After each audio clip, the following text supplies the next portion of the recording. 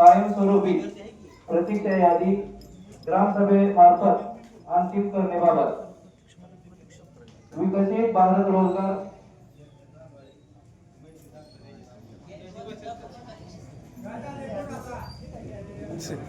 या ठिकाणी प्रतीक्षा यादी वाचून दाखवण्यात येत आहे।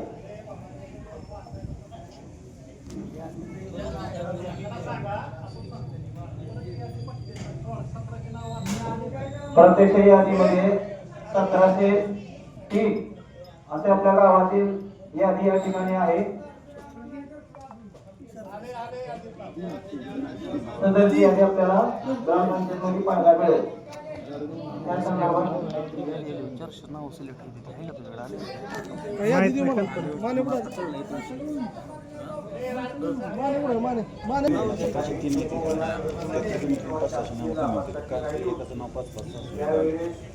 सगळ्यांनी मिळून प्रयत्न करून त्याच्यामध्ये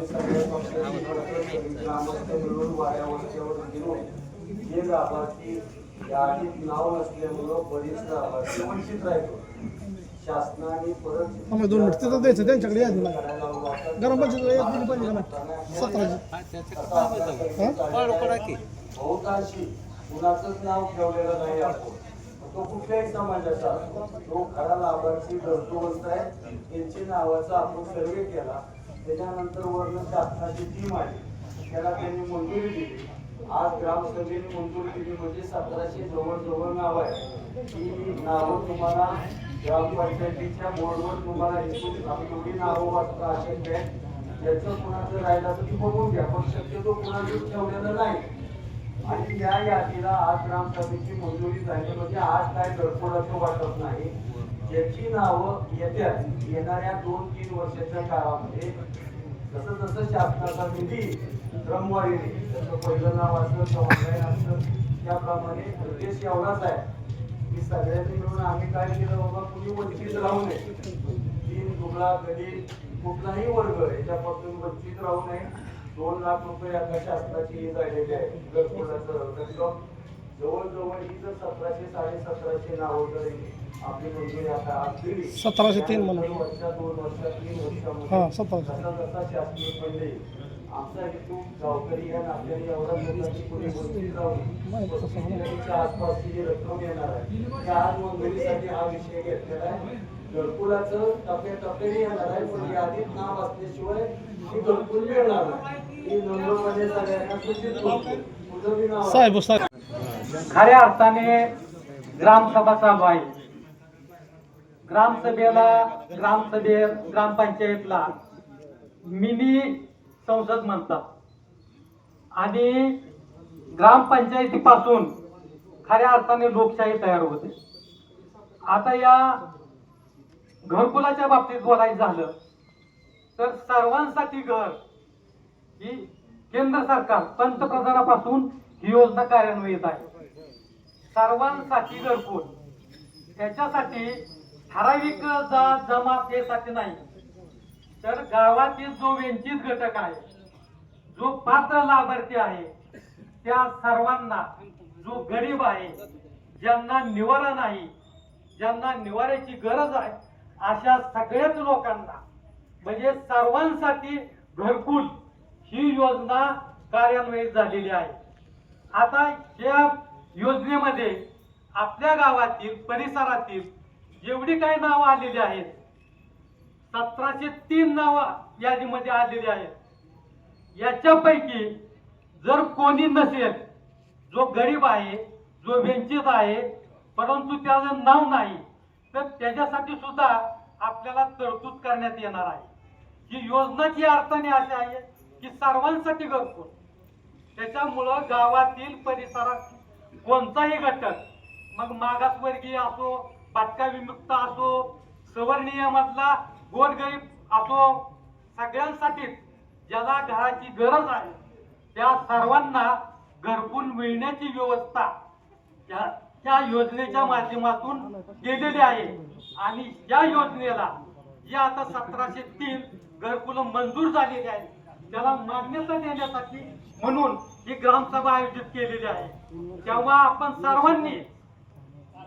सर्वांनी या 1703 घरकुलं जे आहेत लाभार्थी, या मीटिंगला आपण सर्वांनी अनुमोदन द्यावं, संमती द्यावी, अशा प्रकारची या आपल्या सर्वांना विनंती करतो आणि माझे 2 शब्द संपवतो.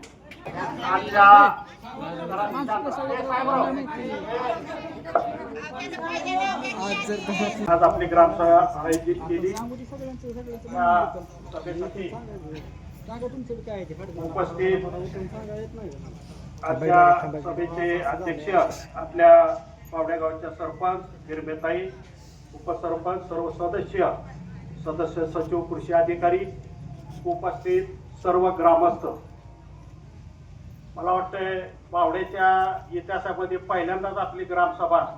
गणेश कुठे गेला? गणेश आपले ग्रामसभेसाठी मला वाटते प्रत्येक वाड्या वस्त्यावरून, गावातून आणि जास्तीत जास्त महिला भगिनी सुद्धा आज मोठ्या प्रमाणामध्ये आज उपस्थित आहे. त्याला एकच कारण आहे, मगाशी मनोज भाऊनी काय सांगितलं, मागच्या 6 ते 7 महिन्यापूर्वी एक आपल्या शेवटी गाव मोठा आहे, गावात आपल्या जवळजवळ 27 जाती जमातीचा समाज आहे. प्रत्येक घटकाला आतापर्यंत भरपूर आपण घरकुलाच्या माध्यमातून ग्रामपंचायत यांची नावं त्या घरकुलाच्या यादीत असतील, त्याच्यामध्ये लाभ देण्याचा प्रयत्न नियमाप्रमाणे झालेला आहे.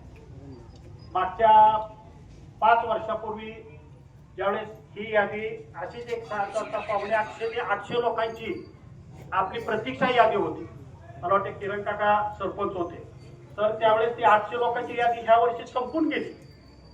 आता अख्ख्या भारत देशामध्ये त्याचा नियम असा असतो, म्हणजे आपल्याला सुद्धा काही तांत्रिक नियमाच्या गोष्टी पाहिजे. ह्याला एवढं महत्व काय की केंद्र शासनाने मागच्या 6 महिन्यापूर्वी, 6 ते 7 महिन्यापूर्वी एक अख्ख्या देशामध्ये एक परिपत्रक काढलं.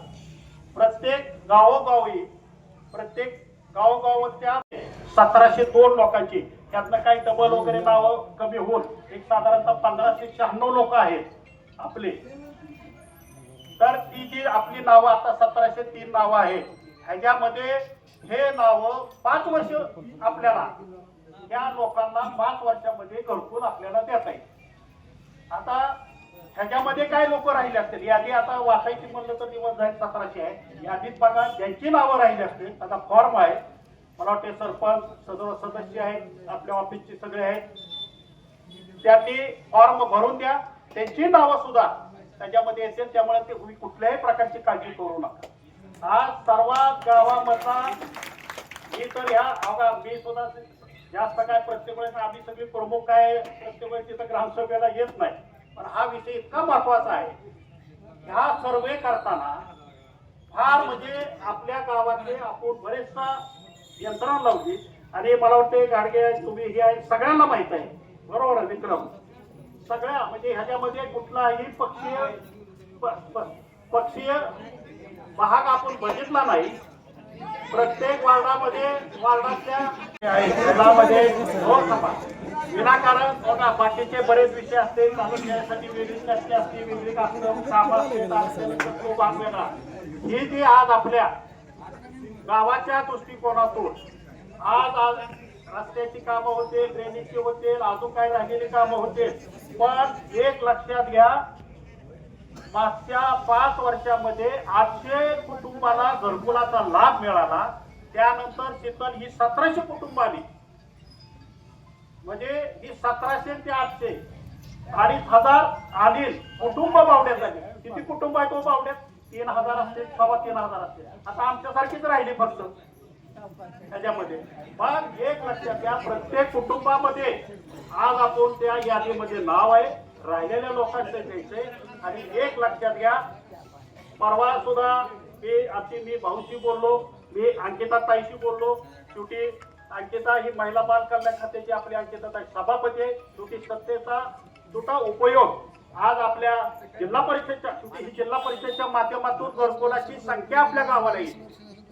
तर पुढच्या येणाऱ्या 5 वर्षामध्ये सिरियल प्रमाणे जास्ती 5 वर्षात हा त्याच्या आधी सुद्धा आज आपल्याला हा कोटा आपल्याला संपवायचा आहे. दरवर्षी 300, 400, 500 काय घरकुल आपल्याला जास्तीत जास्त बावड्याला येतील. त्याच्याप्रमाणे आणून प्रत्येक घटकापर्यंत या तिथल्या प्रत्येक घटकाला त्याचा लाभ मिळाला पाहिजे.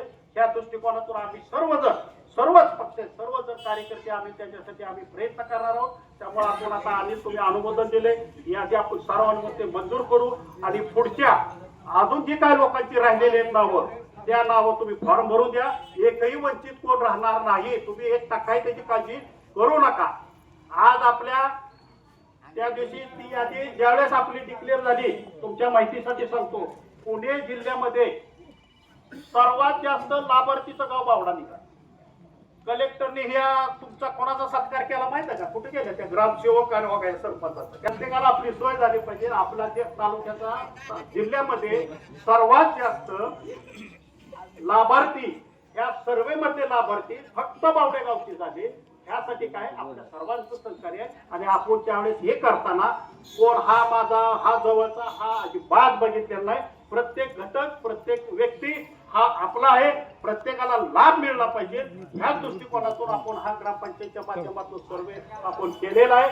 त्यामुळे इथून पुढे माझे सर्व इथं ग्रामस्थ आहेत एक आपण चांगल्या पद्धतीने भविष्यामध्ये येणाऱ्या पुढच्या कालावधीमध्ये आपण ह्या सर्व लाभार्थीला जास्तीत जास्त घरकुल आपण जिल्हा परिषदच्या माध्यमातून आपण आणून देण्याचा प्रयत्न करू. आणि परत एकदा सर्व ग्रामस्थांनी आज या मीटिंगला आपण उपस्थित राहिला सर्वांनी या यादीला मंजुरी दिली त्याबद्दल एक ग्रामस्थ म्हणून मी आपल्या सर्वांचे आभार मानतो. मध्ये आपली लोक बऱ्याच वर्षापासून राहतात. रामामाता नगरलाही आपली लोक बऱ्याच दिवसापासून तिथं राहतात. खंडोबा नगर हा जो गायरान मधला जो आहे विषय आता अडचण काय होते इंद्रानगरला समजा बाबा तुम्ही राहता तिथं पुढे जागा आहे घरकुल झालं तर तिथं नावानी जागा नाही. ही अडचण तांत्रिक होती. तर मध्ये शासनाने मागच जी आर काढला होता त्याच्यामध्ये दुरुस्ती करून एक 6 महिना 3-4 महिन्यापूर्वी नवीन जी आर काढलेला आहे. जे आरोप आपण ज्या जिथं लोक राहते त्या लोकांच्या नावाने फक्त त्यांनी पट्टी वगैरे काय असेल ते शासनाकडे भरायचे. वर नाव महाराष्ट्र शासनच राहणार आणि खाली पोटकुळ वहिवाटदार थोडक्यात आपण म्हणतो ना आपला वहिवाटदार त्या व्यक्तीचं नाव राहणार. त्याच्या यादीचं सर्वेक्षणाचं काम आहे. साधारणतः आमरे बाबा हे तो एका गावात महत्वाचं आहे. जे राहते तिथल्या लोकांसाठी फार महत्वाचं आहे. रमामाता नगर असेल इंदिरानगर असेल खंडोबा नगरचा काय वर्ग असेल त्या वर्गामध्ये राहणाऱ्या व्यक्तींना एकच सांगतो या जी आर नुसार ग्रामपंचायतला जी आर आलेला आहे त्याचं सर्वेक्षण चालू आहे. त्याच्या नियमाप्रमाणे शासनाच्या जी आर नुसार तुमचं वर महाराष्ट्र शासन उतरायला नाव लागणार त्याच्यानंतर खाली तुमचं नाव लागणार. ह्याचा झालं साधारणतः 772 कुटुंब आहेत आम्ही. मला सांगा हे केवढं मोठं काम आहे. तर ह्याला काय असं काय नाही सगळ्यांना मिळून हा विषय आपला तो एक जुना विषय हा आता तुम्ही पटकन ग्रामपंचायतचे सरपंच असतील की कुठे सर्व सदस्यांनी हा एक तांत्रिक काय असतील त्या पूर्तता करा आणि हा एक विषय आपला मार्गाला लागलेला आहे. आणि